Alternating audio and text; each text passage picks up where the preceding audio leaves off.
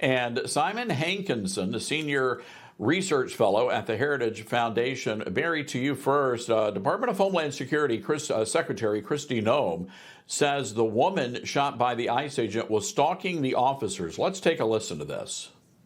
This is an experienced officer who followed his training, and we will continue to let the investigation unfold into the individual and continue to follow the procedures and policies that happen in these use of force cases. But let's remember the events that surrounded what happened yesterday on that tragic situation was that these individuals had followed our officers all day, had harassed them, had blocked them in. They were impeding our law enforcement operations, which is against the law.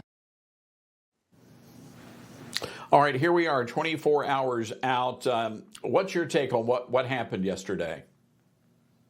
Thanks for having me on. And yes, this is a horrible tragedy. And I think if everybody could just push the reset button, everybody would do that. But unfortunately, we can't. And this was a police shooting that was within the confines of the law. At the end of the day, you have somebody that is trying to ram a car into a police officer.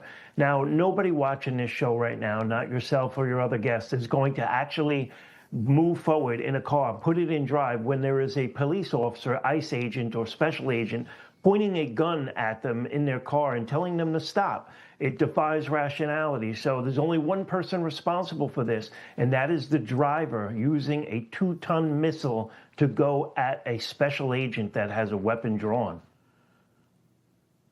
Yeah, Simon, the mayor there, Jacob Fry, telling ICE to, quote, get the blank out of Minneapolis. This is a family-friendly show. We're not going to repeat what he actually said. Critics, though, say he's escalating tensions, and he responded to that. Let's take a listen. I'm so sorry if I offended their Disney princess ears, but here's the thing. If we're talking about what's inflammatory, on the one hand, you got someone who dropped an F-bomb, and on the other hand, you got someone who killed somebody else. F-bomb, killing somebody. I think the more inflammatory action is killing somebody. Okay, I can't handle this jackass here. This guy is going to end up getting somebody hurt. Your reaction to what this guy just said, the mayor of Minneapolis? I think he already did get somebody hurt. I think the left in the United States has been laying the groundwork for this, wanting a martyr for the last year. They absolutely loathe the fact that President Trump is keeping his promises and trying to enforce immigration law. They feel politically impotent. So what have they got left? They go to the streets.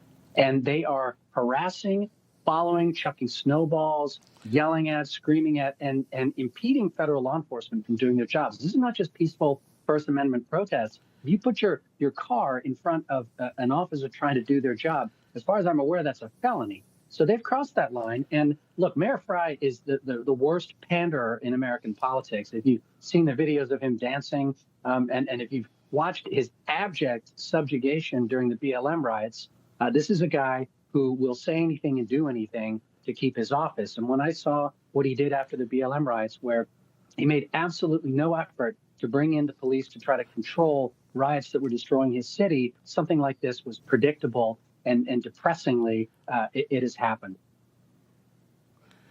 You know, Barry, the vice president earlier today told folks that the agent involved in all of this was actually the victim of another episode involving a vehicle where he was dragged by an illegal alien some 300 yards and required some he had some pretty serious injuries as a result of all of that. You know, Barry, I don't recall a single word of condemnation, a single press conference coming from City Hall or the governor's office condemning what this illegal alien did to this agent just 6 months ago. Right, because they're complicit in this whole operation of going against the police. And, you know, I would dare to say that they're somewhat responsible for the death of this poor woman that was basically just idealized into believing that this was some great cause to block the police and a heroic action. But there's no heroics in this. This was uncalled for. Disobeying a lawful order by the police and then going forward when you have a gun pointed at you. There's a high risk of losing your life. Everybody watching this show knows that. We could save a life right now. If you're in that situation, please listen to the police. Do not move forward. Don't ever put yourself in this situation. It is simply not worth it. Abide by the laws and protest if you must. But protest legally. Follow Martin Luther King's example, please. Simon, real quick here, the Lieutenant Governor, Peggy Flanagan is her name. And she told Minnesotans to, quote, put your body on the line in protesting ICE. What do you think she means by that? I don't know what she means, but I think if people take her seriously, we're going to see a lot more people injured. I am saddened that this woman was killed, and I'm sure they'll look into every minutia of every action by every officer at that site to make sure that they were complying with their rules. But the fact is, all of those people were putting themselves and their fellow Minnesotans in danger by going down there and getting in the way of law enforcement doing their job. And as your other guest said, look, you can protest, but at the end of the day, when an officer gives you a lawful order or any order, you obey it. And if you got a problem, you can sort it out later with your lawyer down at the station. All right, Simon Hankinson, Barry Donadio, gentlemen, thank you for your analysis.